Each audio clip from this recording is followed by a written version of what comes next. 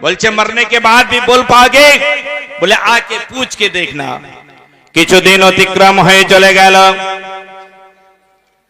বুড়িমা নিজের বাড়িতে চলে গেলেন, চিন্তায় ব্যতিব্যস্ত, কখন উত্তর পাবো কখন উত্তর পাবো। হঠাৎ করে ইমামে আজম আবু হানিফা রাহমাতুল্লাহ আলাইহি দুনিয়া ছেড়ে পরলোক গমন করলেন।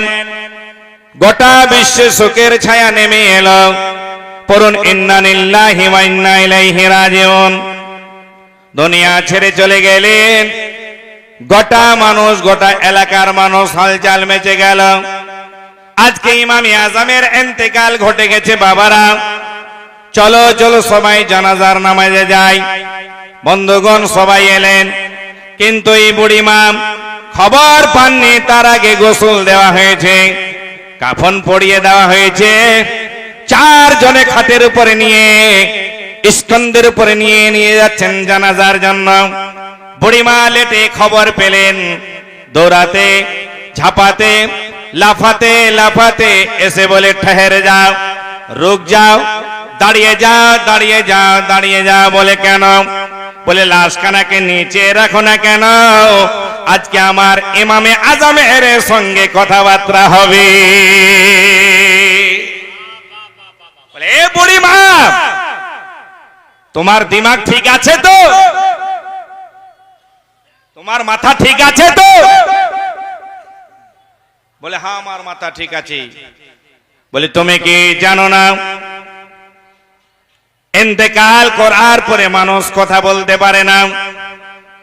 বলে তাও জানা আছে, কিন্তু ইমামে আজম আমার সঙ্গে ওয়াদা করেছে, তাই আমি এসেছি। লাশ খানেরকে রেখে দাও, খাটখানাকে নিচে রেখে দাও, না হলে রাস্তা ছাড়বো না, পথ ছাড়বো না। বন্ধুগণ বাবাজি আমার, ওই সময় ওরা ভেবেলেন সিদ্ধি বড়ে রাস্তা ছেড়ে দিবে না, ওই জায়গাতে খাটখানাকে রেখে দিলেন। বুড়িমা গিয়ে বলেন, বেটা কিছুদিন অতিবাহিত হয়ে চলে গেল, তোমাকে আমি জিজ্ঞাসা করেছিলাম তোমার দাড়িটা বেশি ভালো না আমার ছাগলের দাড়িটা বেশি ভালো বলো। এই উত্তরটা তুমি আজকে দিতে চেয়েছো, দয়া করে একবার বলো না বলো না বলো না। আমার আপনার ইমামে আজম রাদিয়াল্লাহু তাআলা আনহু কাফনের কাপড়ের ভিতর থেকে জিন্দা মানুষের মতো কথা বলতে লেগে গেল। जब बगदाद के इमाम आजम का ये आलम है तो मदीने के ताजदार का आलम क्या होगा? आज हमारे नबी के मुर्दा कहने वालों, समझ जा तू मुर्दा है, मेरा नबी जिंदा है। इसलिए सरकार आलम फरमाते हैं तू जिंदा है वल्लाह, तू जिंदा है वल्लाह, मेरी चश्मे आलम से छुप जाने वाला। एक तो आर जोरे आरो आस्ते घूमिए जा, কোনো ব্যাপার না। হাত তুলে বলা যাবে ইয়া রাসূলুল্লাহ, এভাবে করা যাবে একটু ইয়া রাসূলুল্লাহ, ইয়া হাবিবাল্লাহ। আর এটাতে সওয়াব আছে। কোন নেতা থাকলে রাখিয়ে না, নেতার পিছনে যতই চিল্লান একটাও নেকি পাবে না। গৌসে আজমের নামে হাত উঠান নেকি, খাজার নামে হাত উঠান নেকি। রাহাত ইন্দুরি যিনি মারা গেলেন তিনি বলছেন, सभी का कौन है यहाँ के मिट्टी में शामिल, किसी के बाप का हिंदुस्तान थोड़ी है, हिंदुस्तान मेरा खाजा का है। बोलो ना, आज तुम क्या सर्वे करोगे? खाजा के दरबार पे जाके देख, तुमको कूट कूट के मारा जाए। मेरा खाजा हिंदुस्तान का राजा है। अरे मेरे खाजा तो ऊंट को बैठा दिया, तुम उठा ना पाए तो हमको कैसे उठाओगे? हाँ हाँ हाँ हाँ, बहुत अच्छे बहुत अच्छे। আপনারা দাঁড়িয়ে থাকবেন, বসবেন না? বলছে মৌলী সাহেব বসবো না, চলে যাব, তবুও ভালো, কিন্তু বসবো না।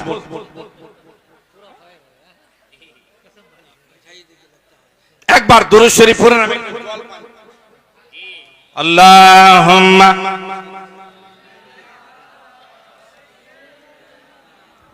سيدنا محمد وعلى آل سيدنا مولانا محمد বলেছিলেন বেটা তুমি আজকে উত্তর দিতে চেয়েছিলে, বলো বলো বলো। জিন্দা মানুষের মতো কথা বলতে লাগলেন।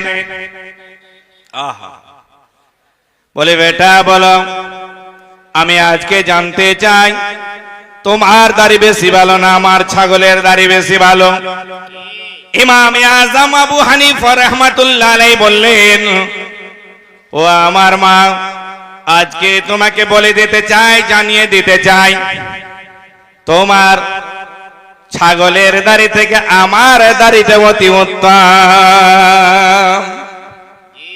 আবার প্রশ্ন করলেন, ওগো ইমামে আজম বলো বলো, সেই দিন তুমি কেন উত্তরটা দিতে পারোনি?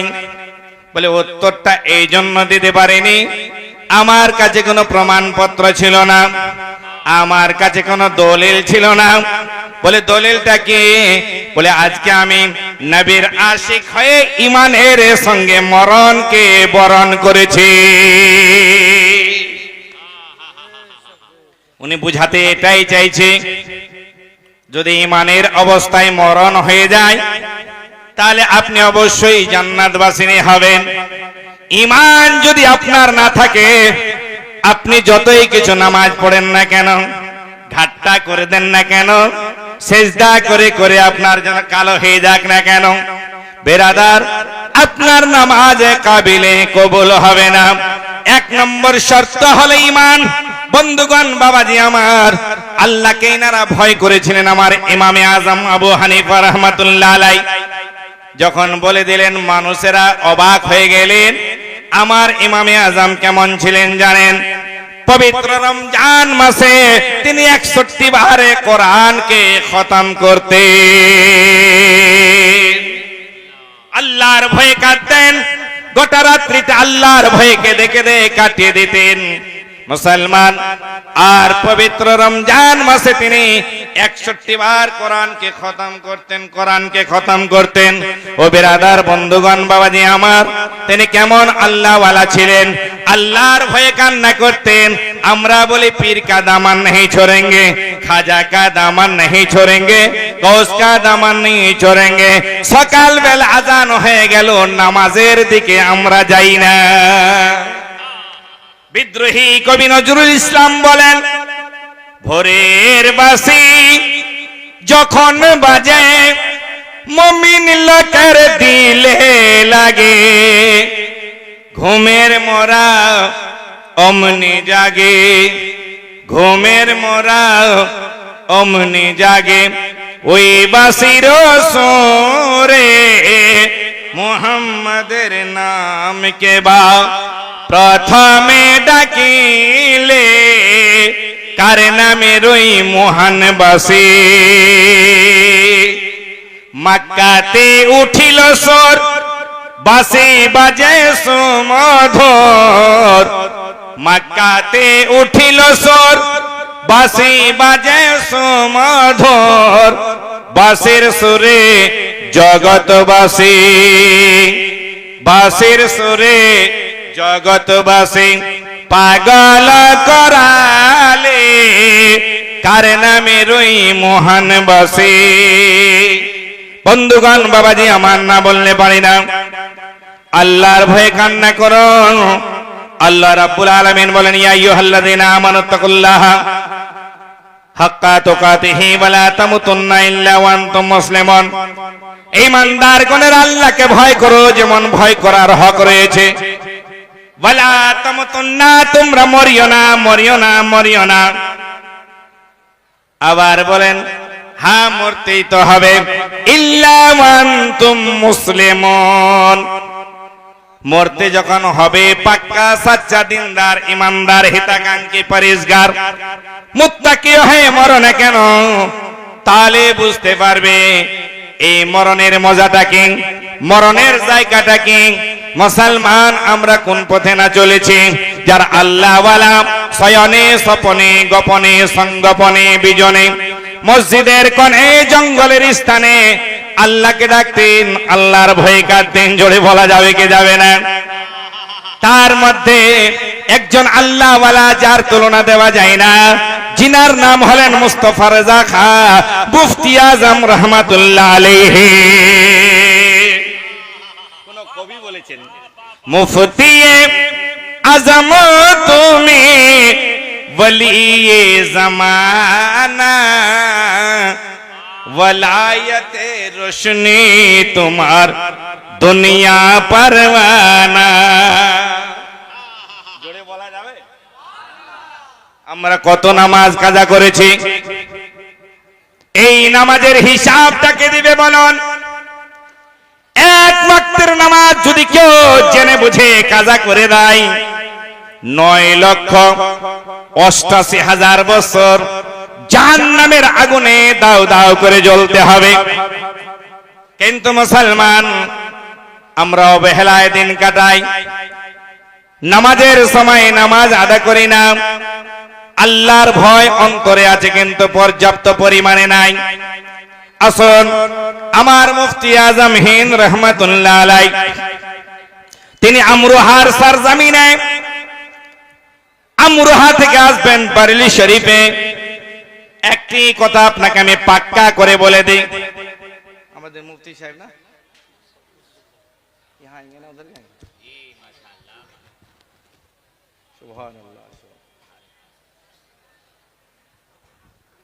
আচ্ছা ভিতরে যাচ্ছে, খুব গভীর মনোযোগ। একবার হাত তুলে বলা যাবে আল্লাহু আকবার? সবাই হাত তুলুন না, আল্লাহু আকবার। আল্লাহু আকবার। যে আল্লাহ হাত দিয়েছে, চোখ দিয়েছে, নাক দিয়েছে, কান দিয়েছে, সবকিছু দিয়েছে, সে আল্লাহর নামে শুকরিয়া আদা করবো না? বলুন আল্লাহু আকবার। বন্ধুগণ, বাবাজি আমার, আমরোহার সরজমিন, ঠিক ওই জায়গা থেকে তিনি আসবেন কোথায় জানেন? বারেলি শরীফে। বারেলি শরীফে কথাটা বলতে চলেছিলাম। বারেলি এমন একটি জায়গা, যদি সেই জায়গা থেকে ইমামতি করে নিতে পারে, ইমামতি একবার ইমামতি যদি করে নিতে পারে, বিশ্বের যে কোনো কোনায় গিয়ে ইমামতি করবে, কেউ ভুল ধরতে পারবে না। কারণ ওখানকার বাচ্চা বাচ্চা, আপনার পাটা কোন দিকে, আপনি কেমন কেরাত করছেন, আপনি কোন দিকে যাচ্ছেন, আপনার নিয়ম ঠিক আছে কিনা, এটা হলো বারেলি শরীফ। শুনুন বন্ধুগণ, বাবাজি আমার, ঠিক ওই সময় আমরোহা থেকে আসবেন বারেলি শরীফে। আসার সময় দেখছে ট্রেন যেন লেট আছে, আসরের ওয়াক্ত হয়ে গেল। মুরিদকে বলেন, বেটা চলো চলো, আমরা নামাজ আদা করে নিয়ে শুধু কথাটা বলেছি। দেখতে পাওয়া যায় দিল্লি থেকে ট্রেন এসে হাজির হয়ে গেল। আমরোহাতে 2 থেকে 3 মিনিট, ওর বেশি দাঁড়ায় না। কয় মিনিট দাঁড়ায়? 2 থেকে 3 মিনিটের বেশি দাঁড়ায় না। উনি বলছেন, হুজুর গাড়ি আ গई है, चल के बैठ लिया जाए। বলছে, বেটা पहले नमाज को अदा कर ली जाए। जोरे बोलन सुभान अल्लाह। पहले नमाज को अदा कर ली जाए। प्रथमे नमाजটা আদা করে না, নামাজটা আদা করে না। বলে, হুজুর গাড়ি निकल जाएगी। হুজুর মুফতি आजम हिंद रहमतुल्लाह अलैह बोलेन, गाड़ी की हिम्मत है तो मुझे छोड़ के चली जाए। যদি গাড়ির হিম্মত থাকে আমাকে ছেড়ে চলে যাবে, যদি শক্তি থাকে আমাকে ছেড়ে চলে যাবে। মুসলমান গো, কেমন ছিলেন তিনি? আল্লাহওয়ালা, আল্লাহর ভয়ে কাঁদতেন। যেটা আল্লাহর কাছে প্রার্থনা করতেন, যেটা আল্লাহর কাছে চাইতেন, সেটা আল্লাহ দান করতেন। আর আজকে আমরা মুসলমান, আমরা আল্লাহর কাছে চাইতে জানলাম না, কেমন করে আমরা পাবো বলুন? ঠিক ওই জায়গাতে আল্লাহু আকবার বলে নামাজে দাঁড়িয়ে গেলেন। নামাজ শুরু হয়ে গেল। গিয়ার লাগায়, গাড়িটা যেন স্টার্ট আছে কিন্তু আগের দিকে যায় না। যতবার গিয়ার লাগায় গাড়িটা চলে যায় পিছনের দিকে, দিল্লির দিকে, বেরেলির দিকে নাই। ড্রাইভারের মাথা খারাপ, টিটির মাথা খারাপ, স্টেশন মাস্টারের মাথা খারাপ। মেকানিক নিয়ে এলো, মেকানিক বলে কোনো খারাপই নাই, ডিফিকাল্ট নাই। তাহলে হলো তো কি হলো? মুসলমান ঠিক ওই সময় বলতে লাগলেন, ভাইজান ব্যাপার কিছু বুঝতে পারি না। হুজুর মুফতি আজম হিন্দ রহমাতুল্লাহ আলাইহি, তিনার নামাজ আমাদের মতো ছিলেন না। তাড়াতাড়ি করে নামাজ আদা করে সেজদায় যান তো সেজদায় পড়ে থাকেন, রুকুতে যান তো রুকুতে পড়ে থাকেন। কমপক্ষে 15 থেকে 20 মিনিট লেগে গেল ওজিফা করতে, নামাজ আদা করতে। মুসলমান আগের দিকে গাড়ি যায় না, এখনো সময় দেখতে পাওয়া যায়। আল্লাহু আকবার জোরে বলুন না কেন? একবার জোরে বলুন আল্লাহু আকবার, আর একটু জোরে বলুন আল্লাহু আকবার।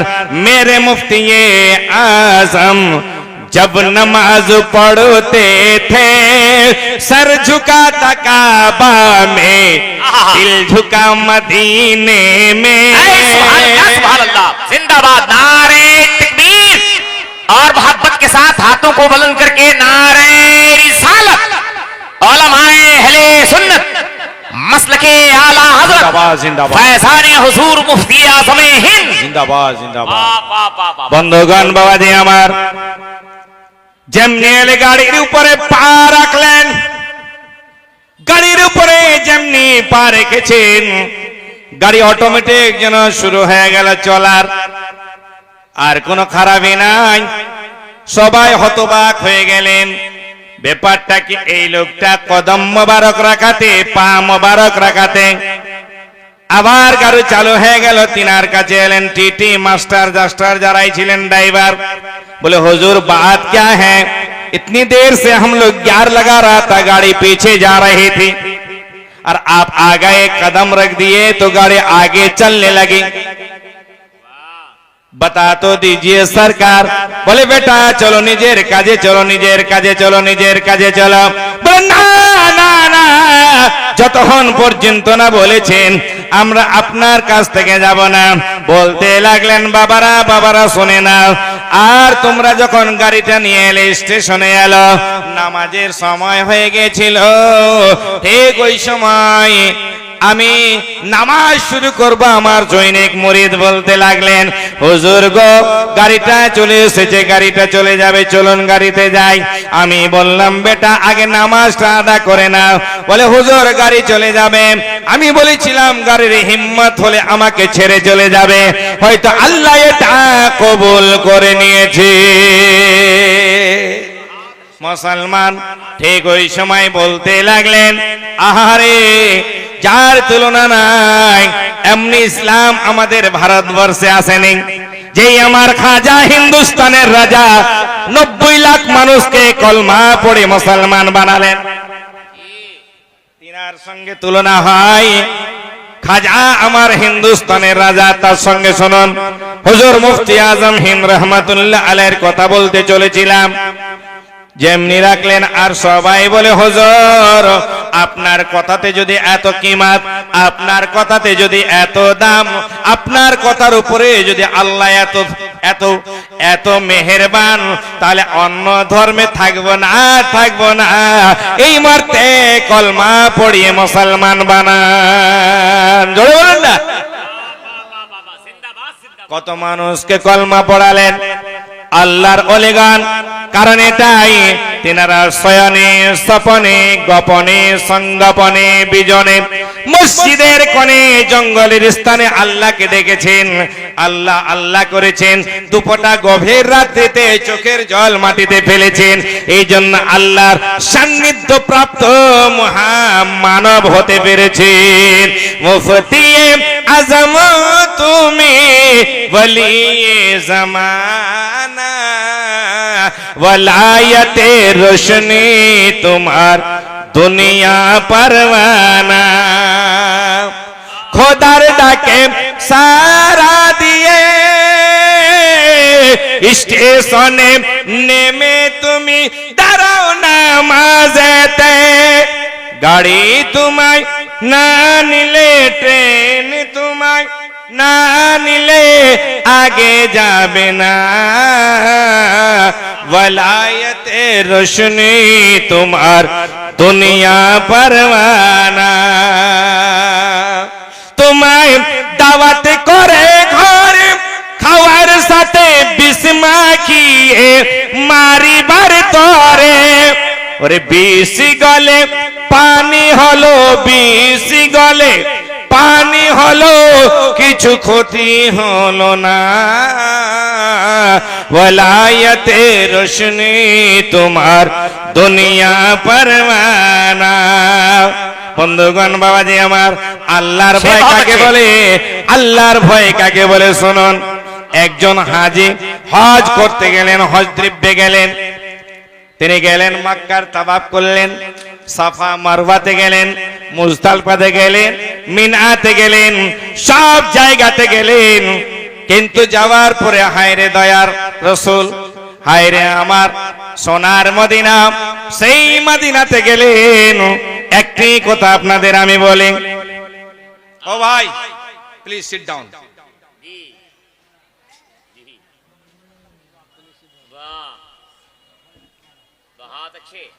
খুব গভীর মনোযোগ।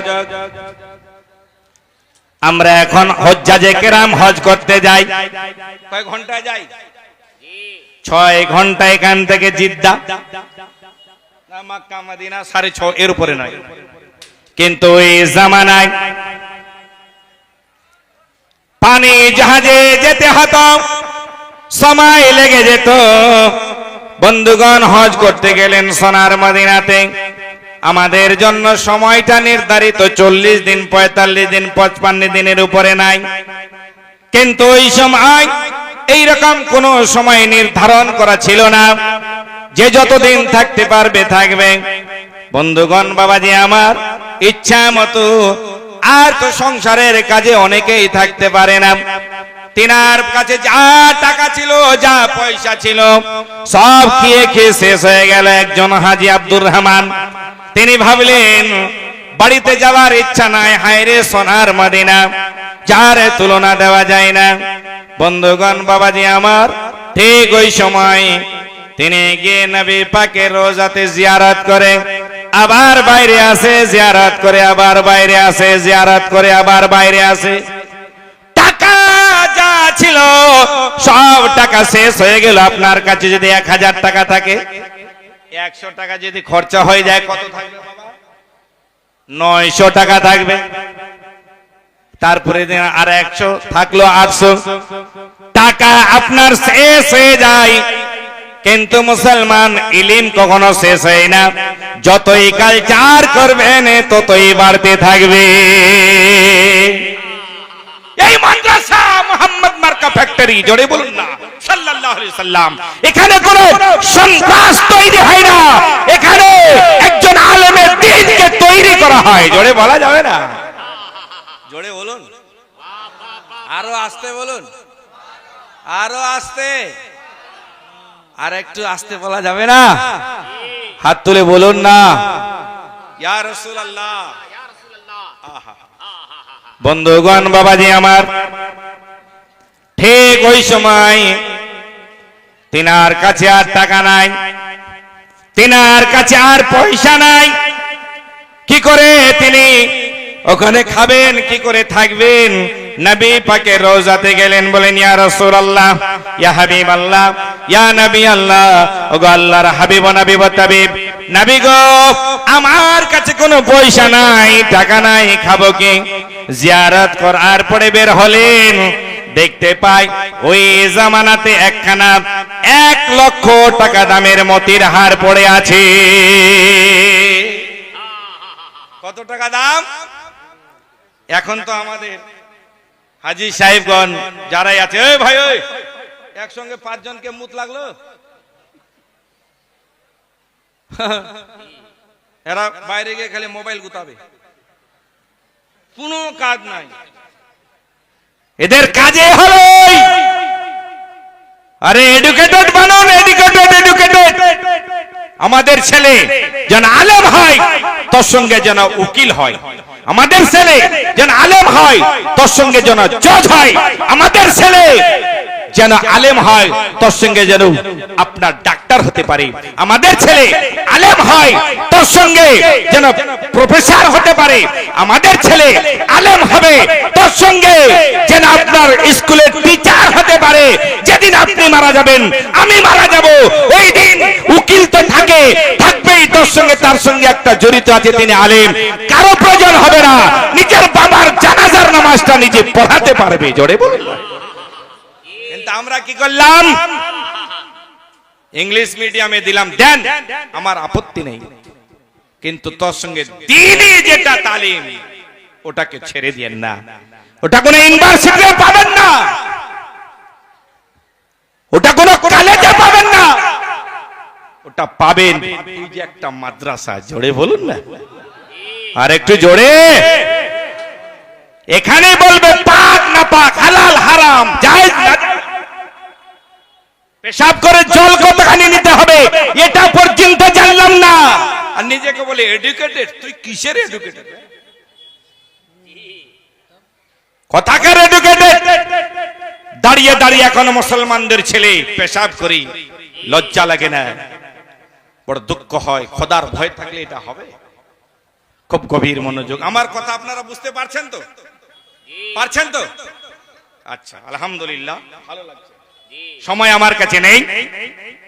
মাওলানা ফারুক সাহেব মিস ভাইয়ের কাছে ফোন চলে আসছে, বলছে একটু অন্যদিকে যেতে বলেন, হয়তো বলছে আমার মনে হয়। একটু মহব্বতে দুরূদ শরীফটা শোনা যাবে নবীর প্রেমে। আল্লাহুম্মা সাল্লি আলা সাইয়্যিদিনা মাওলানা মুহাম্মদ ওয়া আলা আলি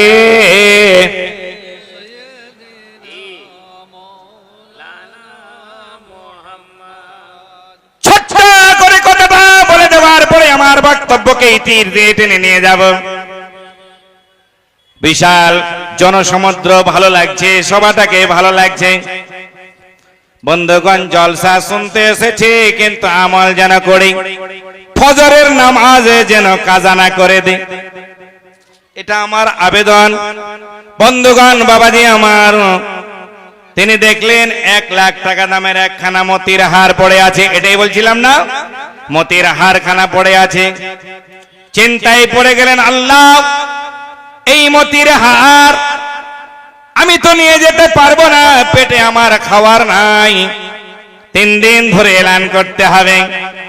যদি এলান করার পরে লোকটাকে না পাই, তাহলে বাইতুল মালে জমা করে দিতে হবে।